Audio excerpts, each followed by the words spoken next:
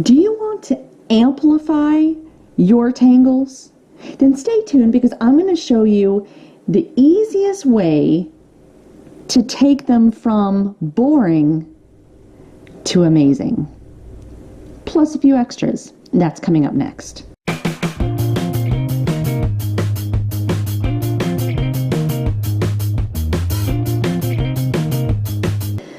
I'm Danielle, and today I'm going to show you 6 different ways that you can amplify your tangles with easy enhancements that anyone can do. So subscribe to my channel for weekly content on patterns and shading techniques. Also, I do live streams as well. So just click on the red subscribe button below or click on my channel page to see more videos. So let's go ahead and get started. Today we're going to be talking about how to amplify your tangle, and we're going to do that with 6 different enhancements. So let's take a look at each of them. Now what we're going to do is I have used the same pattern. We're going to be looking at Knightsbridge. So we're going to be using these in 6 different ways using those enhancements. I left the last one blank for a reason. So let's go ahead and get started. So the first one we're going to do is going to be called Sparkle. So if you've watched any of my other videos, then you know that I love Sparkle. So let's kind of take a deep dive into what Sparkle is. So Sparkle is basically where you leave, let's start it out here. So it's basically where you leave this space that's white, or a space that you don't draw in. So Sparkle could be done in a few different ways. My favorite that I use all the time is when I just fill it in with black and I leave the middle of it white.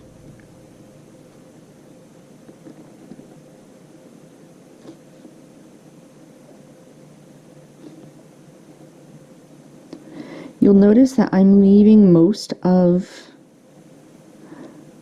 it white all the way down. I am skipping because I'm choosing to skip each one. Another way that you can do Sparkle, and I'm going to do the same thing. I'm going to keep the white spot in the middle. Another way that you can do it, and I'm just going to put some diagonal lines.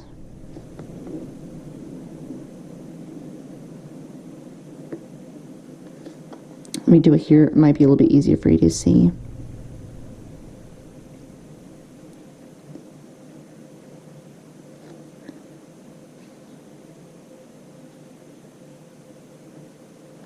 That's technically Sparkle as well.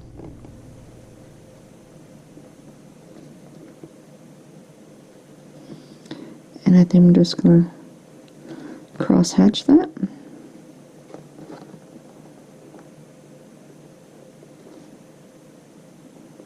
So it's still creating that middle that isn't necessarily there.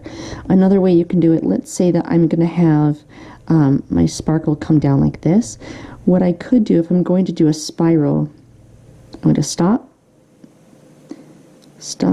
come back around, stop, come back around, stop, come back around, stop, come back around, stop. Notice this right here, I didn't draw anything in. So that's one way that you can do Sparkle. Basically, it's where you skip. So let's see if we're doing something like this.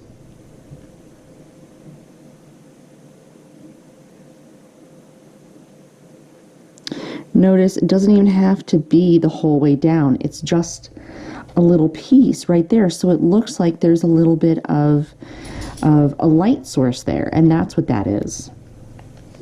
So that's Sparkle. Let's go ahead and take a look at another one called Perf. The next one is going to be called Perf, P-E-R-F, and I am spelling it out because I know that it might be a little bit hard for you to hear what I'm saying. So perf, the way that you use perf is typically it's dots that go around it to make it stick out. This is something that we've all probably done on our notepads when we were kids, but that's basically in a nutshell perf. So one of the things that you could do with perf, I'm trying to think how would I do perf if I were to do it. So you could do a normal Knightsbridge where you color it. What size is this? All right, 0.5. So you could do a normal Knightsbridge where you color it.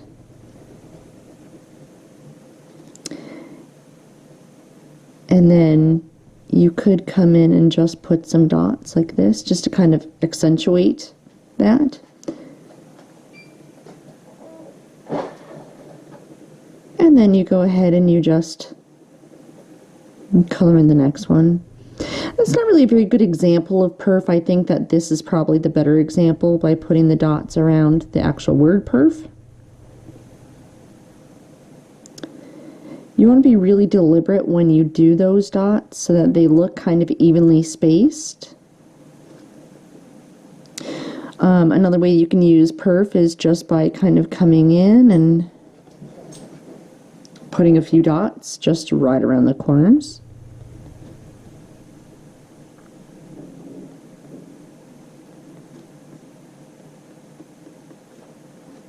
That's perf. Super simple, right? The next one that we're going to do is going to be called aura.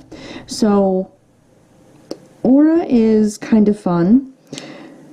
The way that aura works, and I have to get my smaller pen, the way that aura works, and I'll spell aura. The way that aura works is you're going to create like the pattern around it, and an aura, all of the lines are parallel so they don't touch, and they're going to follow the same general shape. That's technically an aura. So you could make other boxes here within each box, and maybe that's how you're going to do aura.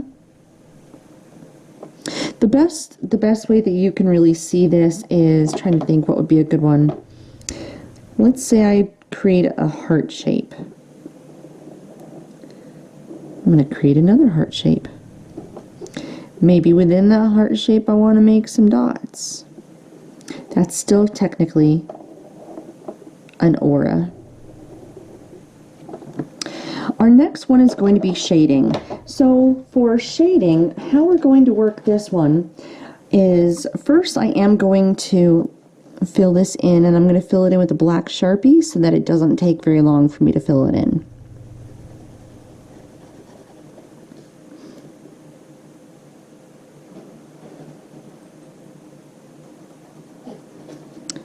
So I'm going to go ahead and fill this in. And I actually have a magic trick. Ready? 1, 2, 3. And that's the power of YouTube. So it is filled in. And so now I want to go and talk about our next enhancement, which is shading. So shading is exactly what you think it is. So it is where you figure out what your light source is. Now, in tangling, there is no major need for a light source, but on some level you need to kind of figure out for each pattern where that light source is going to be. I usually put mine in the upper left. It just makes sense to me. So if my light's coming here, and if I want these black squares to look as though they're resting on top of something, I'm going to kind of go in and shade where they would be. And this is not going to be a full-blown tutorial on shading by any means. This is really just kind of giving you an idea as to what shading is.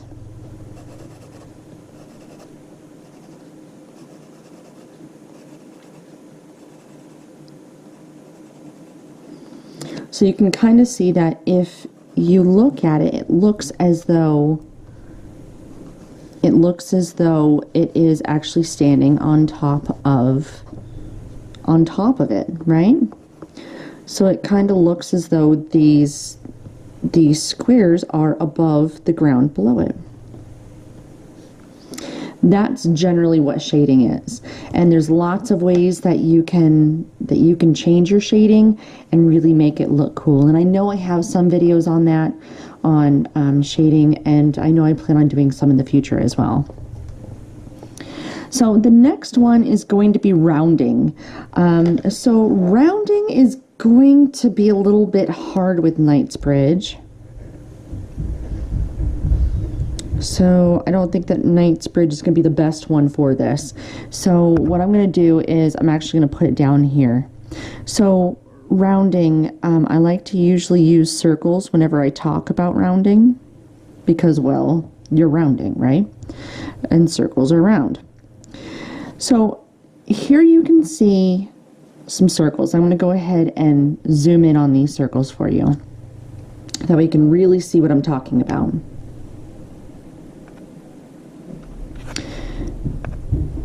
So for these circles, you're going to kind of create something that looks like an aura, but a true aura would actually come in here.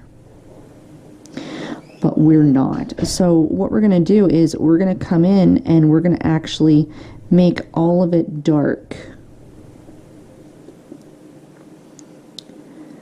Paying very special attention to these corners, these little crevices.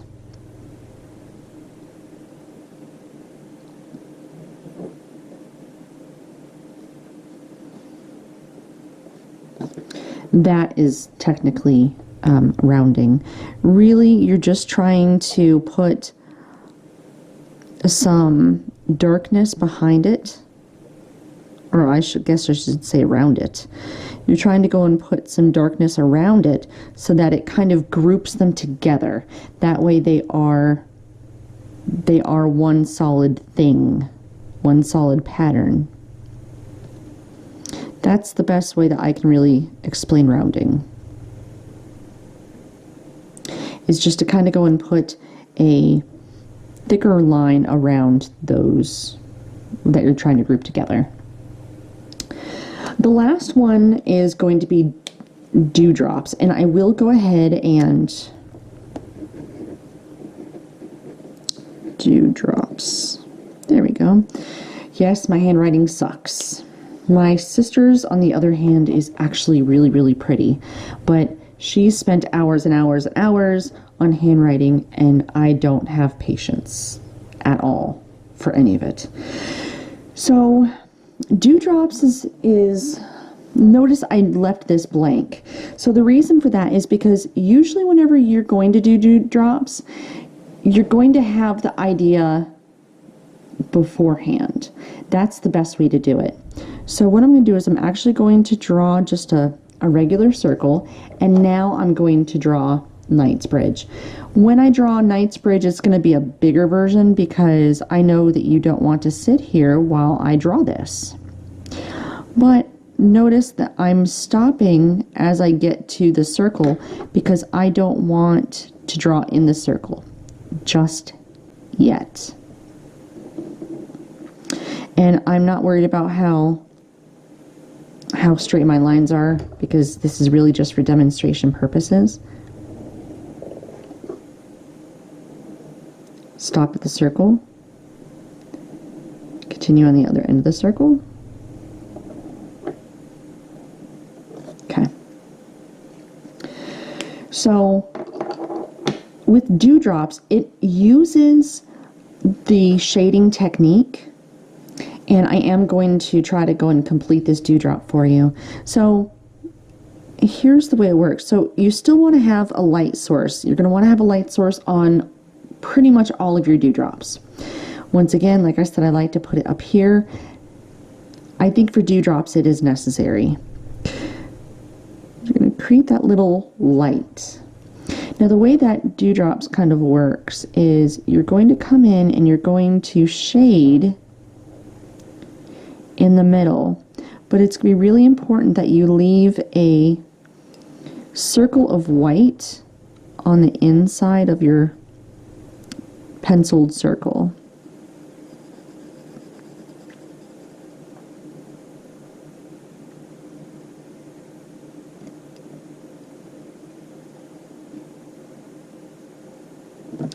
I'm going to go ahead and blend this with a very small blending stump because, well, that's just what I happen to have with me.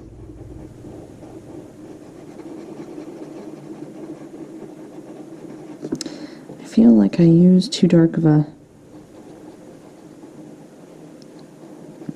pencil, but we'll make it work, don't worry.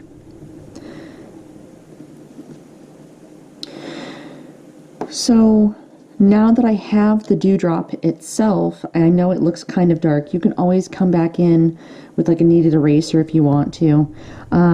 It's usually important whenever you do something like that, that you make sure that you have a shadow as well.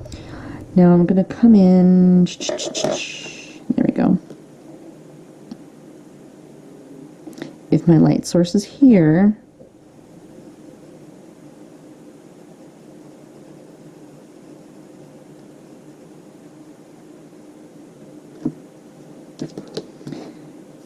and I'm just going to go ahead and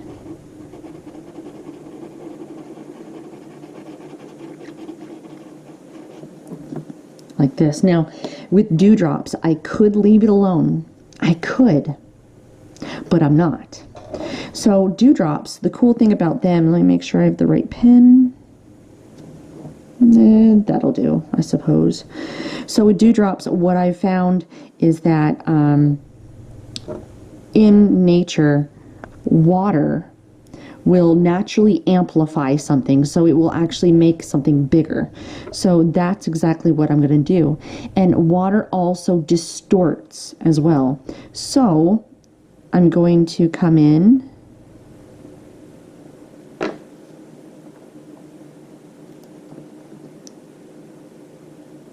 and make these lines.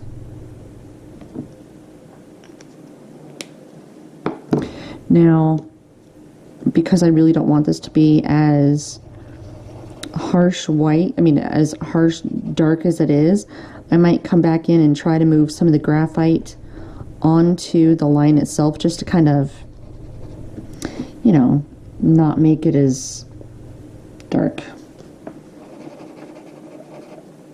But that's really the basics of a dewdrop. There you have it. So now you have 6 different ways that you can amplify your tangles. So this is my desk. This is my brand new desk, and I am so excited. I still have my GoPro, what is this, holder? And I'm actually holding it in my hand, so I apologize for the shakiness. So I wanted to show you how much space I actually have. And look, I have a drawer in my desk. How exciting is that? It may not be exciting for all of you, but it's really exciting for me. And of course, I had to make sure I still had my filing cabinet. So I still have that. And this was actually on the filing cabinet before, so this should give you a really good idea as to how much bigger this desk is. Currently, I still have to use this camera box to kind of hold up my GoPro thing, but soon I'm actually I do have the right tools, I guess you can say, the right things, connectors, whatever, that I will actually be able to mount my camera directly to my desk. So that way I don't need to have that little thing. But this is just for all those that wanted to stick around and I know I've got lots of questions about my desk and if I've gotten my desk, so it's here. I love it, and I want to thank you for watching my video. Thanks. See you in the next one.